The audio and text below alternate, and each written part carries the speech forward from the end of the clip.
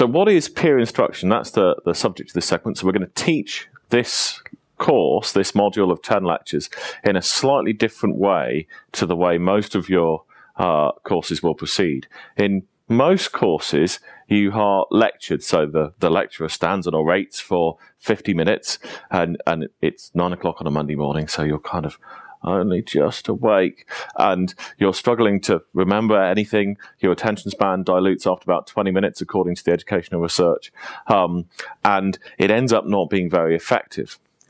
So let's have a quick look at what the process is from now, just starting out on a course, to the exams.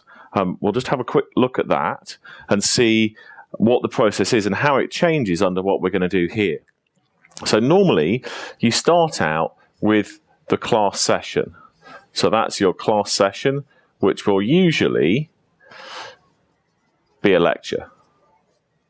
And then this is a full-time degree program, so that's you're only scheduled for maybe 15 hours a week at most, and the rest of the time and in the vacations, what you do is you go and review that material. And you review that material in order to bed it in, understand it, look at the little details, remind yourself of it, go through the notes again. If something's particularly tricky and you don't like the notes, you might go and read a textbook like this one here. And that's when you would review the material and start to bed it in. And that would mean that you were then in a position to go and do the question sheet and try some problems out. And then you'd realise that there were some things that maybe you didn't understand so well. And then you go back to the notes, and these two would sort of go a bit together a little bit. And then that would mean you could have a go at the questions and you'd be getting somewhere. Then you'd have a tutorial. And in the tutorial, you could ask questions and discuss the problems and so on. And then you'd be in quite good shape. That's all happening now in the first sort of 5 or 6 weeks of a course that lasts for half a term or a month or so. And then when it came to Easter, you would come to revise that material. And you'd start that process really in March or so, just before the end of the spring term. And then as you came up to the exams, you do a practice exam. And that's where you would get all of your timing, think about how you decide which questions to answer in the exam, if you've got some choices, which usually you will. And you figure out, how it feels when you're doing well or doing badly and how much time you need in the exam and that sort of thing. And then you'd finally have the exam. And then you get a grade at the end of the year, and then you proceed into the next academic year, or if it's your final year, you get a degree, which is sort of part of the point of the exercise. It's not really the whole point, but it's part of the point. But my point is this lecture class session is only the start of the process. This is for this 10-hour lectures, that's 10 hours of your time. This is probably another 10 hours of your time. This is about 4 hours. That's the tutorial of an hour. You probably spend another 5 or 6 or 7 hours. So that's another 5 to 10 hours there. That's because it's a 3-hour exam, but this is only one part of it. That's an hour, and that's an hour. So in total, you're probably spending something like 40 hours on what starts as a journey with these class sessions. If you don't do these things, or you shortcut these things, you won't get the result in the end in the exam. And what we do in peer instruction is we flip these two around. Yeah? Then, if you think about it, then lecturing started off with textbooks were expensive. There was only one in the library, and there were 200 students. So a lecturer, the original meaning of the word lecturer, is somebody who sits and reads the textbook. And it's a process of putting things on the whiteboard or on the chalkboard, and then it copying down into notes. So it's the human photocopier system. That's the original idea of lectures. Now, there are some other benefits to a lecture. You get to see somebody grapple with the material and explain it. And it's a visual and auditory way of processing information rather than a reading way. But its origin is photocopiers are expensive.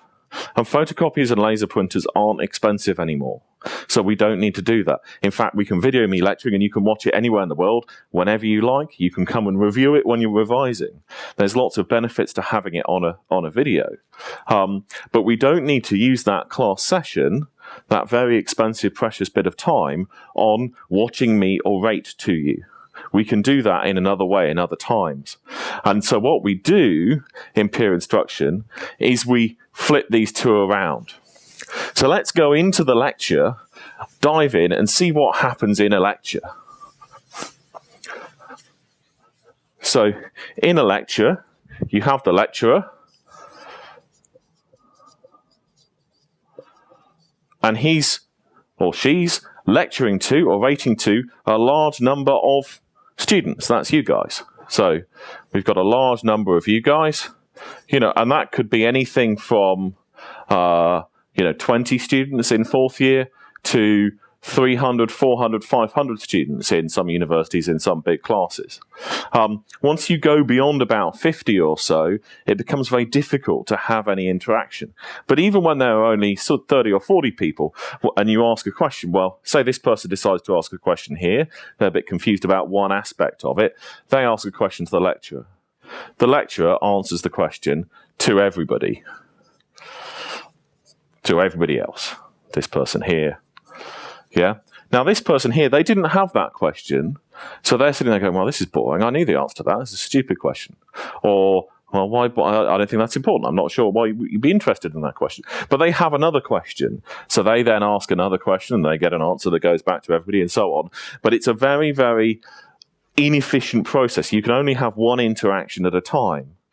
So what do we do in peer instruction?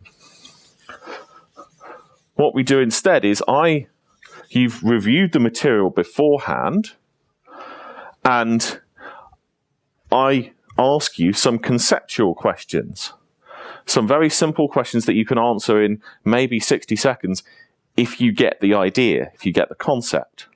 And then maybe this person gets it, this person gets it, maybe half the people in the room get it, this person as well, say, this person say, they get the answer. But there are maybe 2 or 3 conceptual steps, 2 or 3 leaps of ideas you have to do to get the question. And these people here, they don't get it. But they have slightly different questions in each case. So what we do in peer instruction is we say, okay, well, you guys get together, and you guys will have to form a pair. And you explain the answers to each other. And in explaining the answer, then this person then gets the question, because they can say, oh, well, I get that, but I don't get this bit. And they go, oh, yeah, it's like this. Yeah. And in explaining it, these people benefit as well, because they are, in explaining the problem to somebody, they are processing the information in a different way, and then they'll remember it better, and they'll understand it better and recall it better. So it works both for this person and for this person. And I will wander around the room and talk to people and see if there's what the questions are and get a grip of what you're not understanding and what you're understanding, so that I can then come back and review. And then we report back and see and hopefully once you've had the discussion, almost everybody gets the answer, we can move on. And if you don't, then I'll teach it again. So that's how peer instruction works, is what I'm doing is I'm facilitating a class discussion. But it only works if you've already reviewed the material. So what we're doing is we're flipping the teaching around. So rather than going class and then review, we're flipping that around.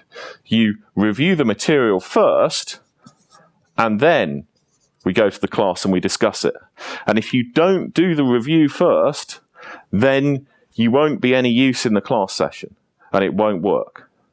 So what this requires you to do, it doesn't cost any more of your time, but it does require you to shift when you read the material and review the material, and go through the notes, if you like, watch these videos. These videos are, if you like, a backup plan to lecturing. If it's not working for you as a method, you can watch the videos, and that's just the same as me lecturing to a big class, except you get to pick when it happens. And when you revise, of course, you can come back and pick it up individual bits. The time's not gone. It's not ephemeral. It's there all the time whenever you want it. So what we're doing is we're flipping that around. And then we're using the class session to get the interaction, to have the conversations. And all the evidence is, why am I doing this? It's a lot easier for me to carry on lecturing like I did every year in the past. All the evidence is that this works much better. It improves people's grades by about 10% or so in trials in Harvard and MIT. And it's a technique that's been broadly trialed for about 20 years. This isn't a fancy internet age thing. It's facilitated by technology, but it's not all about the technology. It's about the learning and about getting that discussion in class so that you get to have your questions answered. That's the point. And it's a way of me being able to have a discussion with you in large groups and facilitate you guys learning from each other and building you up as a group of students. The last question would be, why do this at the start of first year? Why not do this later on in the degree program? Later on in the degree program, in second year, say, you'll have figured out how to cope with this strange lecture mode of non-interactive teaching.